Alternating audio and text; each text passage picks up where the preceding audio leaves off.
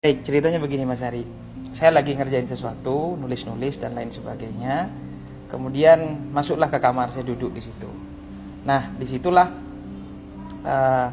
ada yang berbisik sama saya Mas Ari. Ada yang berbisik, bisiknya begini. Edi, waktunya kamu sudah di dunia sudah habis. Ini hari terakhir hidupmu, begitu.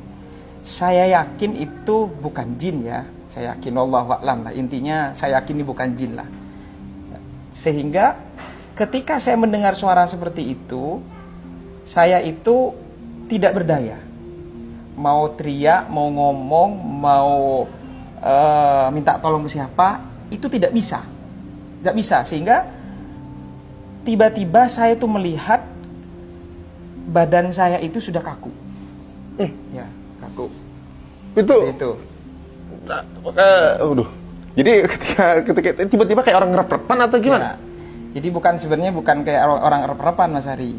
Sebenarnya ada proses di situ, ya. Ada proses itu di situ. Ada yang namanya proses sakaratul maut tetap ada. Yang maksud saya tiba-tiba itu ketika ruh ditarik itu kerasa. Setelah ditarik itu, ruh itu kan keluar. Gitu. Jadi proses bagaimana sakaratul maut itu yang saya rasakan itu dari kaki. Ya Allah. Ditarik dari kaki. Dan rasa sakitnya itu, sakaratul maut itu seperti badan kita ditebas atau diiris-iris dengan ratusan pedang.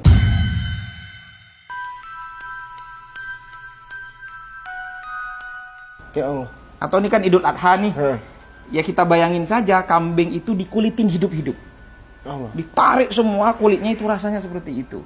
Atau kita seperti parut yang pakunya panjang-panjang ditancepin tubuh kita terus ditarik seperti itu. Itu rasa sakit dari kaki itu. Dari kaki. Itu dalam keadaan satu ngerasain ini, ngerasain rasa sakitnya. Rasa sakit luar biasa Mas Ari. Ketakutan yang luar biasa. Dan ini juga nih penting. Kalau ingat itu ya Allah, mau bermaksiat sedikit pun tuh takut Mas Ari. Itu kayak kita ditunjukkan seperti proyektor layar lebar ya. Itu seakan-akan kita semua di proyektor itu melihat segala maksiat dosa yang pernah kita lakukan. Di bumi mana, di sudut mana, kapan kita bermaksiat, semua ditunjukin sama Allah. Di situ Mas Hari. Jadi kayak flashback semua tuh? Ya, flashback semua Mas Hari. Ingat semua dosa-dosa, malunya luar biasa. Apapun Allah tunjukkan di situ. Segala maksiat yang pernah kita lakukan, siapa yang kita sakiti, entah orang, entah keluarga, dengan lisan kita, dengan sikap kita dan lain sebagainya. Ini penyesalannya yang luar biasa yang menurut saya tak kalah sakit juga dari rasa sakit yang kita hari itu. Kemudian